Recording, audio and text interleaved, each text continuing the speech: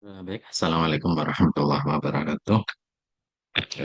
Alhamdulillah kita bisa bertemu di eh, perkuliahan kali ini ya. Dan untuk mata kuliah molekular biologi atau biologi molekuler, kita sudah masuk di minggu ke-9 ya. Dan dalam minggu ke-9 ini sampai ke-16 saya akan menjelaskan beberapa hal ya. Terutama terkait apa ya, terkait yang berkaitan dengan teknik-teknis dasar ya sebenarnya. Kalau kemarin kan teorinya lebih ke teori terkait struktur RNA, DNA, dan lain sebagainya ya. Dan di sini mungkin sedikit ada juga ya pembelajaran struktur protein ya. Tapi di awal saya akan menjelaskan terkait dengan beberapa hal ya yang nanti akan kita bisa lihat di slide-slide berikutnya.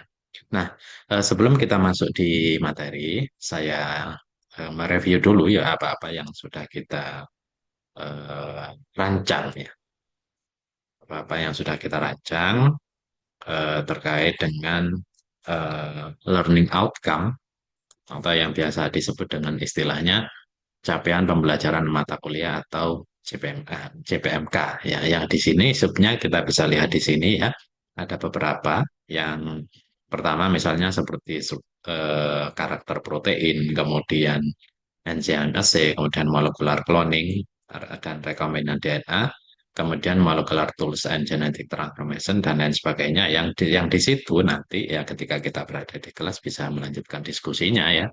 Kemudian juga akan ada kuis ya. Jadi bisa diperhatikan nanti apa yang saya jelaskan karena kuis ini juga persentasenya lumayan ya di total penilaian mata kuliah ini. Ya. Nah, kemudian di situ nanti akan ada penjelasan terkait gene expression, kemudian molecular farming di akhir nanti ya.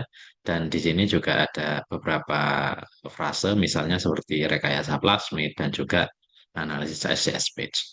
Nah, eh, dari sisi ini ya nanti sebenarnya urutannya akan saya sedikit rubah ya, karena sepertinya kok sangat penting untuk mengetahui alat dulu ya, peralatan-peralatan atau instrumen-instrumen yang kita bisa gunakan untuk mempelajari biologi molekuler. Ya.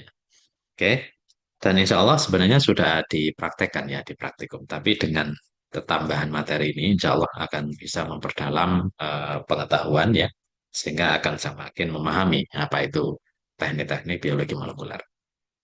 Nah, eh, ini ya, jadi secara general itu saya rangkum menjadi 6 eh, materi ya, yang akan kita pelajari bersama sampai pertemuan ke-16 ya.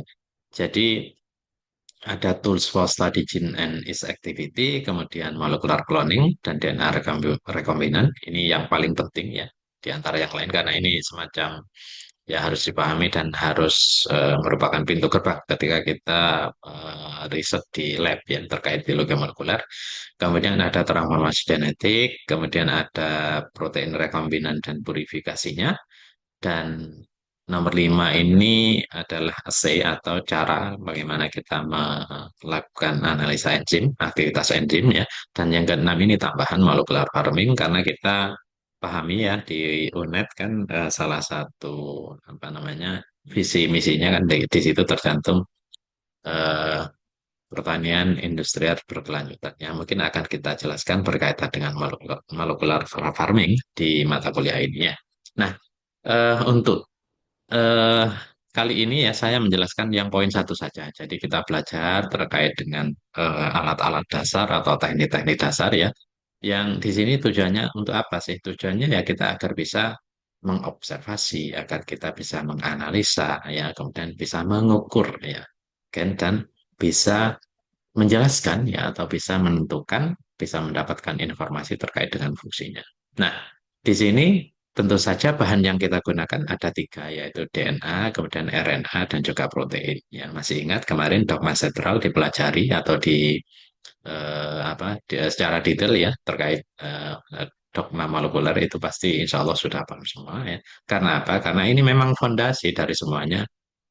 Teknik-teknik yang akan saya jelaskan di sini itu fondasi yang paling dasar ya terkait dengan pekerjaan di bidang molekular biologi. Makanya di sini saya jelaskan ya basic tools atau teknik ya untuk menggunakan bahan DNA, RNA, dan protein yang kita akan lihat di penjelasan-penjelasan di slide berikutnya. Nah, kita mulai dulu dari penjelasan terkait dengan teknik ya untuk mempelajari DNA. Jadi yang di sini saya sampaikan mungkin juga sudah dipraktekkan ya di praktikum kemarin, tapi saya perjelas saja ya untuk mereview agar ada gambaran ya bagaimana kita mempelajari atau bagaimana kita menggunakan teknik molekuler berupa atau menggunakan bahan utama yaitu DNA. Ya.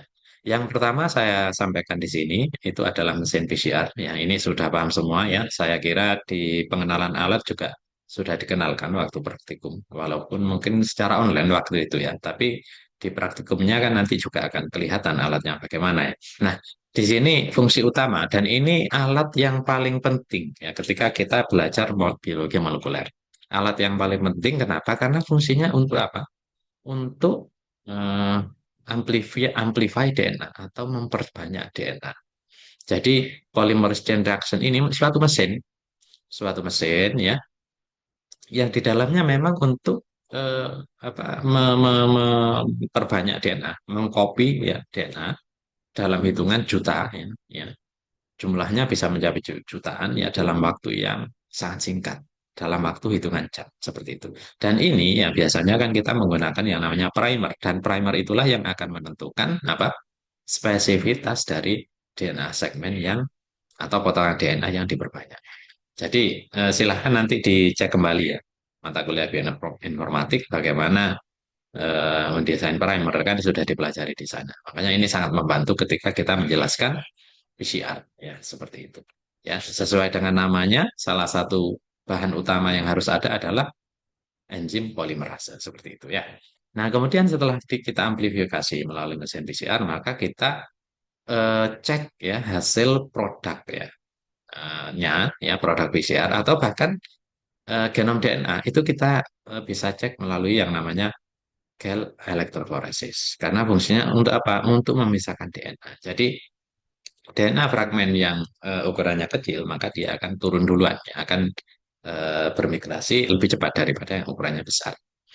Ya, nah ini bisa dimanfaatkan ya untuk apa produk PCR, ya, hasil PCR yang berasal dari mesin ini. Kemudian ada juga bisa dimanfaatkan untuk melihat apa isolasi genomik, ya hasil isolasi DNA ataupun hasil isolasi RNA juga kita bisa lihat, ya seperti itu.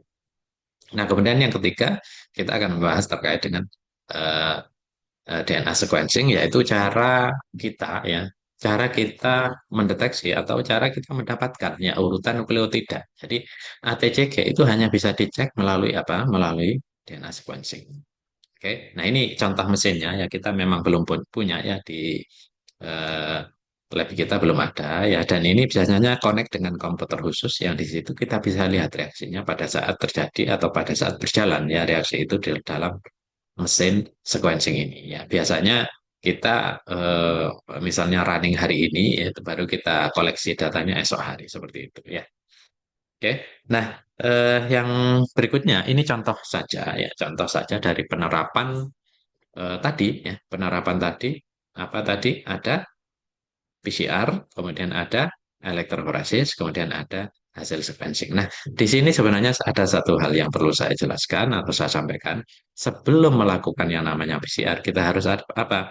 Kita harus punya sampel atau berupa daun, apapun lah sampelnya, sampel biologi, bisa daun, bisa jaringan hewan, bisa apapun, yang itu harus diekstraksi dulu DNA-nya ya. Karena hasil ekstraksi DNA ini, hasil isolasi DNA ini menjadikan salah satu bahan yaitu apa? Template ya untuk melakukan yang namanya reaksi PCR. Nah, kemudian yang kedua ada primer dan kebetulan di sini saya contohkan karena ini fungsinya untuk identifikasi molekuler melalui DNA barcoding, maka di sini ada primer METK, RBCL, dan primer ITS. Ya, setelah itu kita elektroforesis produk PCR-nya ya menggunakan mesin yang tadi ya menggunakan mesin elektroforesis perangkat ini ya kemudian kita dapatkanlah apa namanya fragmen-fragmen ya dan tentu saja kita mendesain parameter ini sudah tahu ukurannya kita mendesain primer sudah tahu ukurannya ya sehingga ketika itu muncul single band atau band tunggal ya pita tunggal kemudian sesuai dengan ukuran primer yang kita desain maka bisa dikatakan PCR itu berhasil ya seperti itu. Nah, setelah itu bagaimana ya PCR produk itu kita sequencing agar kita mendapatkan apa tadi? Mendapatkan urutan ya sebanyak berapa ini? 400 base pair, kemudian 500 lebih base pair. Mungkin ini 500 base pair ya untuk benar-benar melihat ya. Ini band ini terbentuk dari urutan nukleotida apa saja? Apakah TTA, apakah GCT dan seterusnya itu hanya kita bisa lihat melalui sequencing. Maka dari itu hasilnya nanti berupa apa? Kita akan dikirim dua file. Yang pertama file berupa kromatogram, ya, kromatogram yang ini seperti ini ya, kromatogram ada naik turunnya ya, dan di bawahnya itu kelihatan ATG-nya, dan juga kita akan dikirim berupa file dalam bentuk notepad. Ya, jadi hanya tulisan saja A, T, T, T, G, C, dan seterusnya. Yang itu jumlahnya akan sesuai dengan produk yang di sini ukurannya ya. Misalnya ini ya akan 400-an, 450-an ya jumlah hurufnya itu ya, jumlah nukleotida itu seperti itu. Nah, selanjutnya kita menggunakan software bioinformatik dalam hal ini apa BLAS, menggunakan BLAS NCBI. Setelah itu kita Eh, dan ini sarannya apa? Ini kita plus hasil notepad tadi, hasil sequencing tadi ya, sehingga kita bisa mendeteksi ya di database itu ternyata apa? Kalau ya anggrek yang kita gunakan itu, misalnya dalam hal ini Phalaenopsis deliciosa dari Indonesia kan seperti itu ya.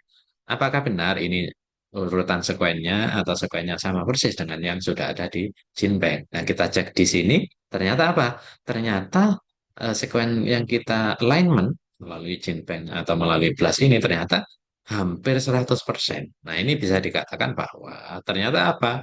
Ternyata identifikasi molekuler yang kita lakukan untuk anggrek Phalaenopsis deliciosa ini memang benar ya bahwa ini yang kita pakai benar-benar anggrek Phalaenopsis deliciosa. Tapi kan kita dapatnya dari Indonesia ya seperti itu. Jadi sangat wajar ketika ini tidak 100% gitu ya.